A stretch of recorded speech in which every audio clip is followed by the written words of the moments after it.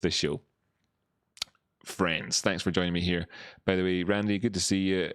Do you mind explaining the difference between Litecoin USDT and Litecoin BTC? Which is better to buy? Why does it matter? Okay, another question. This is the Litecoin episode today, everybody, isn't it? Nice one. Hello, friends. Just been asked a question here in the chit chat. Do you mind explaining the difference between Litecoin USDT and Litecoin BTC?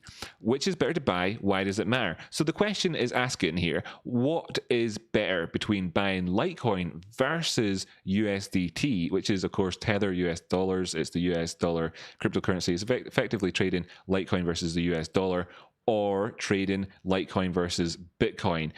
So that's what BTC is. And the question was asked by Mook D. Marley. Thanks so much for that. Well, I'm going to answer that right here, right now for you. If you want to hit the like button, etc., I really do appreciate it. It's the only thing that I ask for. It's the only thing that I need, the only thing that will make me happy, please, you know, all that stuff. Right, so you're looking here and you're saying, well, what's the difference between trading these different pairs? Well, if you're trading Litecoin versus US dollars, you're trading it versus a stable asset. That's a stable coin. That's what Litecoin, that's what USDT, sorry, is known as, a stable coin. And if you're trading it versus Bitcoin, you're trading it versus something which has got a very dynamic pricing, and that risk and reward there changes an awful lot compared to the two.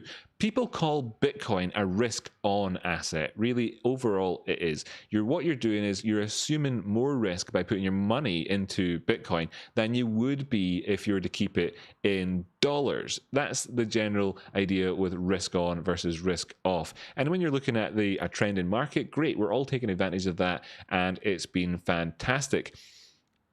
But when you're talking about trading versus Bitcoin, then of course you're compounding that risk. Now, there could be gains for you. Those additional gains, in terms of the measurement of them, will be, of course, versus Bitcoin. You know, if the Litecoin taken as itself as price on its own price changes by 100% versus US dollar, and you bought it versus Bitcoin in a spot trade, then you'll have that equivalent dollar increase regardless of which pairing you're trading between.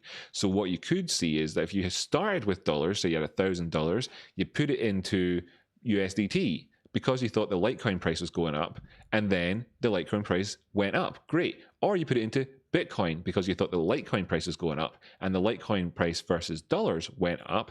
Great. You're a winner, even if the Bitcoin pricing in that pairing drops down a bit when you bought it in terms of spot, because you could sell it back out to the underlying asset of your choice, in which case you would be selling it into dollars, and you'd have had that increase in value because you'd have bought the same amount of Litecoin in that initial transaction. However, when you think about trading and wanting to get that back to dollars at the end of it, if you're trading, especially with leverage, and you went and you took your dollars, you bought Bitcoin with them, then you took your Bitcoin and you used it on a leverage trade versus Litecoin, and the price of that pairing diminished, despite the fact that the Litecoin versus US dollar pairing went up, then you actually lost money overall, because then you'd sell back into Bitcoin with getting less Bitcoin, and then buying less dollars, or just having less Bitcoin than you started with. So it's up to you what you choose, because you're trading, of course, compounding across different assets. Now, people like to look at these because you might find some particular setup or buy signal on one chart versus the other, because it is possible to chart these two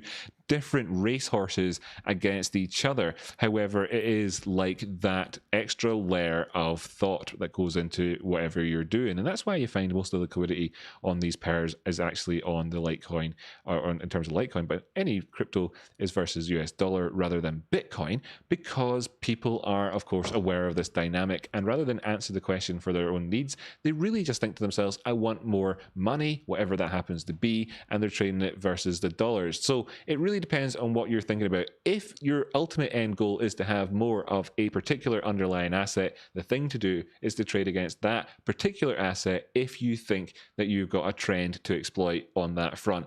If you don't, then don't do it. Just don't trade, just trade with the trend, and the trend is going to be your friend overall. And if that means you've got more Bitcoin and you don't care about the Bitcoin price versus dollars and it drops, well, then you're a winner, right? That's the easiest way to think about it. If you start thinking about how can I compound my gains, etc., call it what it is. How can I increase my risk to get more reward? And there are a lot of different strategies for that. Of course, trading two different dynamically priced assets against each other is one of them. Oh, like button.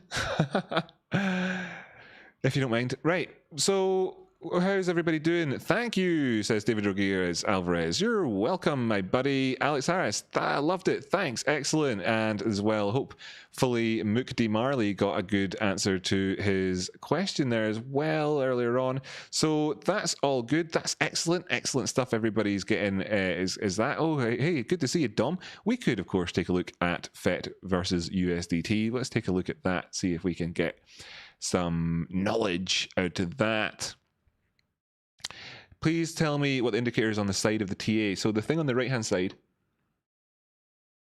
is known as the VPVR. It's a pro indicator, although you can get sort of pirate scripts out there. To get it on there, just search VPVR. It is, of course, visible range, volume profile, visible range. That's what VPVR stands for. You can get other sort of volume profile tools if you like, you know, volume profile. So you will see a whole range of these things, but you can also get a sort of the official sort of trading views one with it static on the chart, so you can choose your own sort of range as well. I use the visible range one because it's handy, you know, you just choose which range of price action you want to have on the screen at any given time.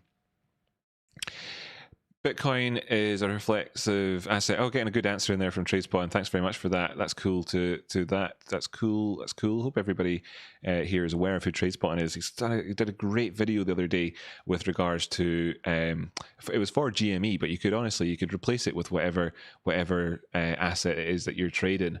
It's so inspirational. It's just like super inspirational stuff. He's talking about trading GameStop, and it's a message to all his apes out there trading GameStop along with him in the army that he's got on the go, and it's just so inspiring. So no matter what you're doing in life, really, I'd watch it anyway, but especially if you're interested in trading. And by inspiring, what I mean is it's just the language and everything he uses, the imagery in the background, all sorts of stuff together. It's a really fresh video for the crypto scene. It's not inspiring in the sort of, oh my god guys, you must do this right now because then, you know, whatever. Actually, I learned something the other day. I should be shouting at the microphone a lot more, because then everybody would be... I need to know your views on Earl Grey tea. Because I should be shouting at the microphone there. It's much better. That's what people want. People want me to shout at the microphone. I don't think to do that very often because... well, I don't know. I'm one of these guys who's blessed or cursed with a loud voice to begin with anyway. So, you know, but so when I'm kind of shouting, it's like, well, my goodness, the neighbors are going to come round and, hey, Rocky, are you okay? I hear a lot of shouting going on in there. But I should be shouting more, right? That's what I should be doing. That's what I should be doing. I said I would do a summary of the Bitcoin TA again. Where's my